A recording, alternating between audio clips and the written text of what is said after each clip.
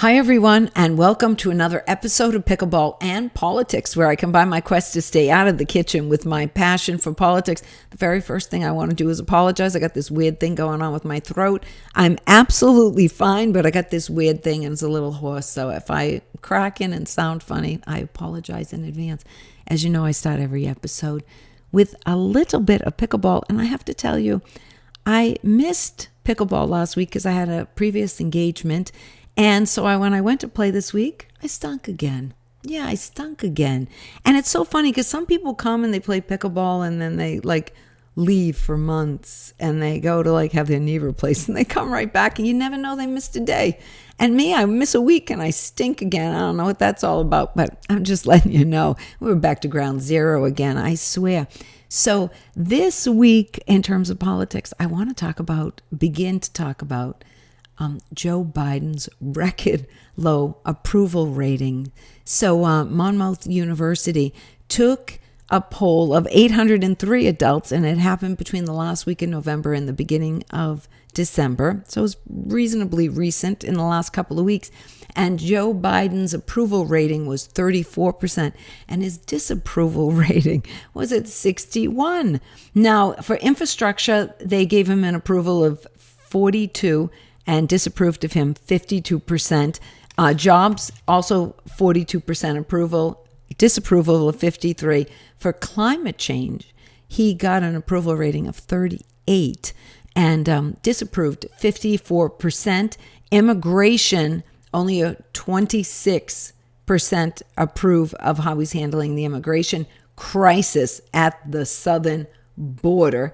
69% of people, just about 70% of people, are disapproving of that disaster that's happening with immigration. And as far as inflation goes, only 28% approve of the way he's handling inflation, and 68% also disapprove.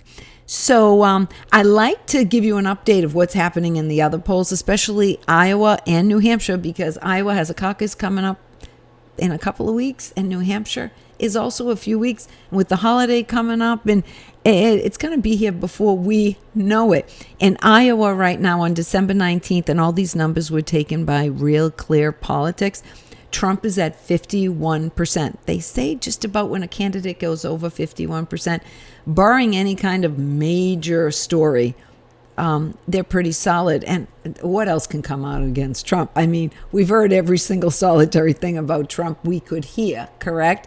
I don't think that's going to affect his numbers too much. DeSantis is at just about 20% in Iowa. Haley is at 16% still. Vivek is at 5.2. Christie's at 3.8. So Trump's current spread is 32 points in Iowa.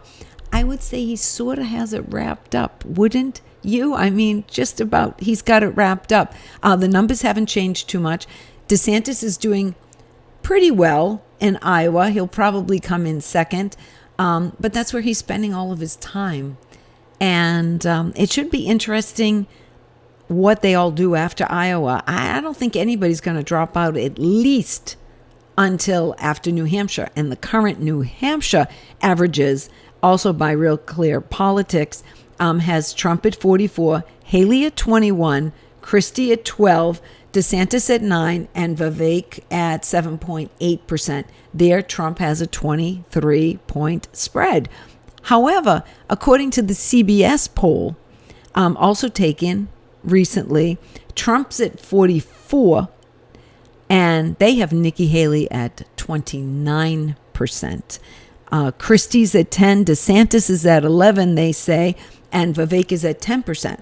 That's a 15-point spread. Not quite as good as the Real Clear Politics average. But there's also another poll I came across, and it's by Granite State Guru.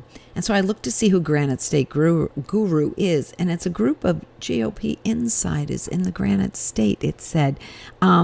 They had Trump at 46, Haley at 30, Christie at 9, DeSantis at 9, and Vivek at 4, which is a big difference between almost all of the other polls, to tell you the truth.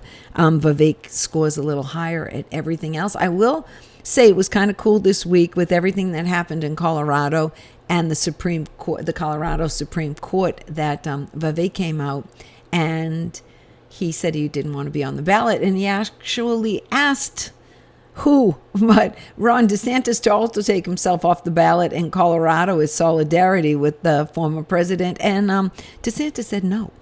Yes, DeSantis said no. The Granite State Guru also meant, and this is something I've noticed myself, because I've seen all of the Republican candidates right now. I find it interesting that they think that Haley's really surging big time. And I would say she had a good crowd, but she didn't have a mega crowd. She didn't have a huge crowd. Trump had an event this past week in Durham, New Hampshire, and he grew over 4,000 people were in the auditorium, and thousands more outside. And you don't see that sort of enthusiasm anywhere else. Christie, Ron DeSantis had the lowest crowd of anything I'd been to. There were way less than 100 people there. And Vivek gets pretty good crowds. He gets several hundred people. The one he had at Scott Brown's, I would guess there were 500 people. I mean, it was loaded for Vivek, much bigger than Haley has had, Ron DeSantis, or Chris Christie. Chris Christie gets, I would say, above DeSantis, but below Vivek and Haley. And nobody's getting the crowds that President Trump gets anywhere at all. So I want to take this time to thank everybody for joining me and for being on this journey with me. We're approaching Christmas. Merry Christmas to everyone. And 2024 is going to be a crazy, insane year. We've got Iowa coming up soon, New Hampshire, Super Tuesday, all sorts of court battles and primaries and news cycles, and take a couple of moments this holiday period to just sort of rest and catch your breath, because if you are a political junkie like me, 2024 is going to be a bumpy ride. I do not expect this to be a smooth year in any way, shape, or form. I think it's going to be a year like we've never seen before in this country. And I hope it's all for the good. I do. So again, thank you all. You can reach me on Instagram and Getter at Pickleball and Politics. You can go to Twitter or X, whatever you are calling it these days, at Pickle and Paul. You can subscribe, give me a thumbs up, leave me a comment here on my YouTube channel. I love interacting with you. And until next time, I want to wish you all a real Merry Christmas. We're probably going to be doing more polls just so we kind of like have a pulse of what is going on out there. There was almost no rallies this week in New Hampshire for me to go to, just more Chris Christie. And everybody is concentrating right now in Iowa. But hopefully soon we'll have a whole more rallies that I can tell you about. Okay, again, Merry Christmas. Thank you for joining me on Pickleball and Politics. Until next time, I'll see you again soon.